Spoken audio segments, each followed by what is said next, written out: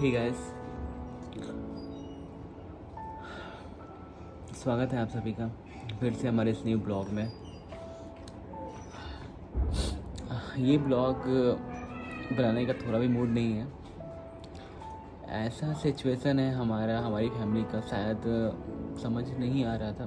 3 दिन से ब्लॉग नहीं आ रहा था। बहुत लोगों का कमेंट आ रहा था, भैया क्या हुआ है बताइए, क्या हुआ है बताइए। एवं सब कुछ सही चल रहा था। कल कुछ काम से हम बाहर निकले हुए थे और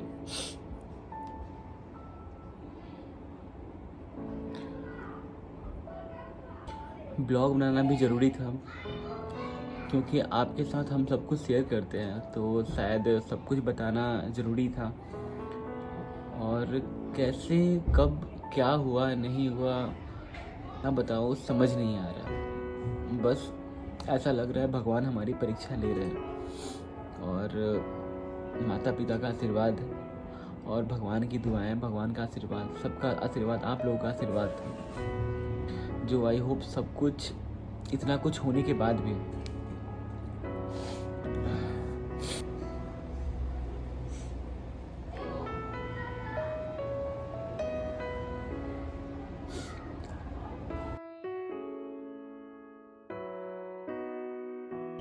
तो बात ये हुई थी कि कल हमारे भाई का एक्सीडेंट हो गया है, और इतना भयानक एक्सीडेंट था कि बुलेट गाड़ी की स्थिति आप देखोगे तो बोलोगे कि ऐसी स्थिति हो चुकी है कि शायद, मतलब देख के आपको ये फील नहीं होगा कि शायद उसको ड्राइव करने वाला बचा भी होगा। कल 1 बजे के आसपास से मुझे खबर जाती है, क्योंकि कुछ काम से हम गया साइड गए हुए थे और गया से फिर हम लोग झारखंड निकल गए थे, और कल 1 बजे के आसपास में हमें कॉल आया था। ठीक है, पता नहीं ब्लॉग नहीं शूट कर पा रहा हूँ, समझ नहीं आ रहा है, बोलते बोलते रुक जा रहा हूँ। और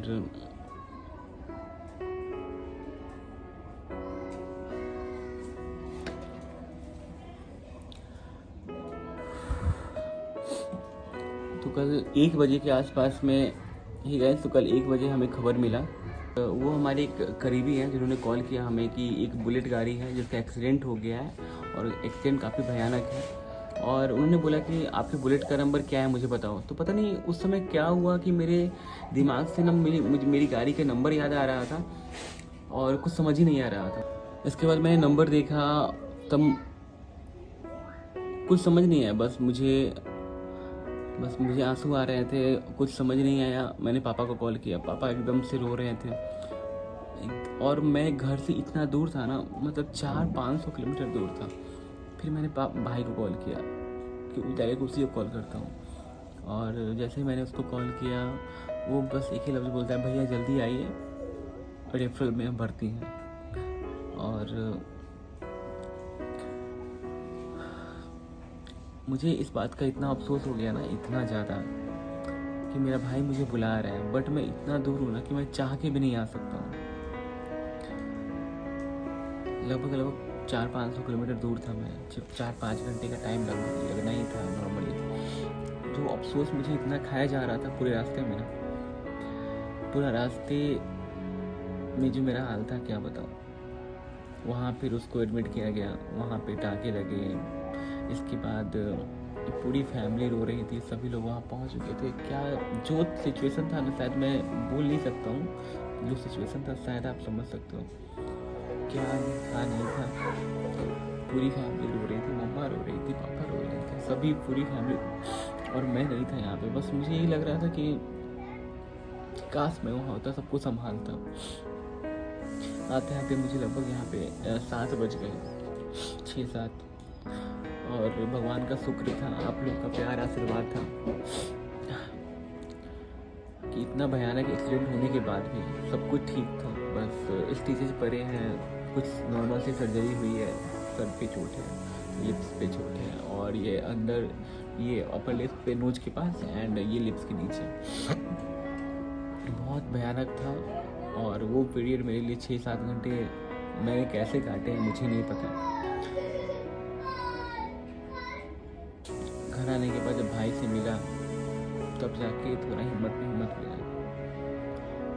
और अभी भाई से मैं आपको ब्लॉग में मिलवाऊंगा, सब कुछ अच्छे से बात भी करवाऊंगा। अभी डॉक्टर ने बोलने के लिए मना किया है, उसको सुबह शाम इंजेक्शन लग रही है, 5-5 इंजेक्शन लग रही है, 3 टाइम पानी चढ़ रही है।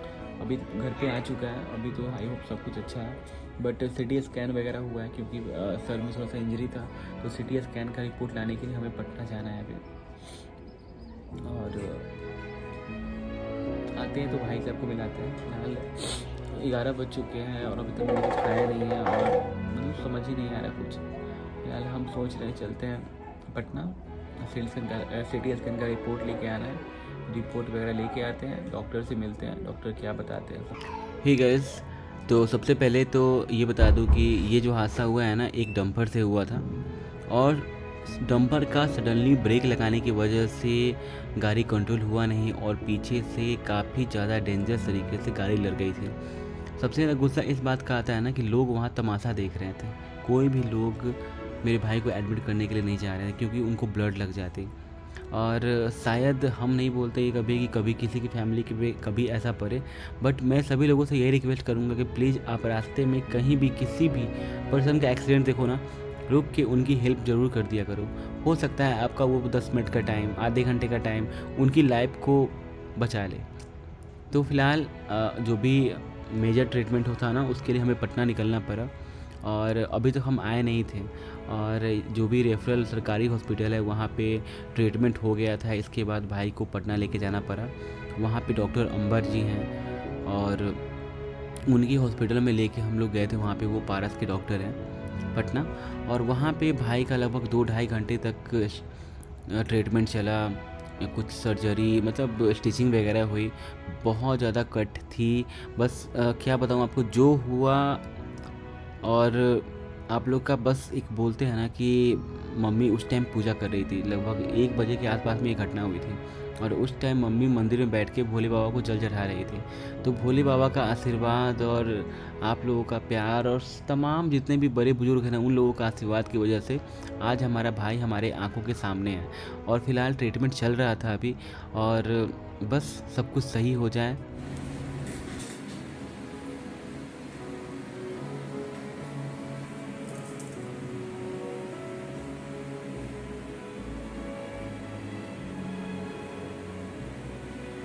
ठीक है, सारे स्टिचेज और ट्रीटमेंट होने के बाद अभी भाई को हम लोग लेके जा चुके हैं सिटी स्कैन के लिए, क्योंकि सिटी स्कैन होना बहुत ज़रूरी था। बहुत सारा जांच लिखा हुआ था, सिटी स्कैन, फेस स्कैन, जिससे कि ये संतुष्ट होना चाह रहे थे डॉक्टर की कोई भी माइनर इंजरी सर में ना हो, क्योंकि पता है कि सर का इंजरी बहुत ही ख़तरनाक होता है, क्योंकि सारा कुछ आपके सर में ही है, ब्रेन वगैरह, और वहाँ हल्का भी चोट होता है, क्लॉटिंग होता है, कुछ भी इशू हो जाता है तो वो बहुत ज़्यादा खतरनाक हो जाता है।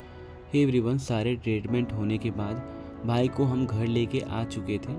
डॉक्टर ने बोला था कोई खतरे की बात नहीं है, बट 72 आवर्स 3 दिन ऑब्जर्वेशन में मतलब ध्यान रखना है, और 10 दिन के बाद जो भी स्टिचेज वगैरह हैं वो खुलेंगे, फिर जाके हमें डॉक्टर के पास मिलना है।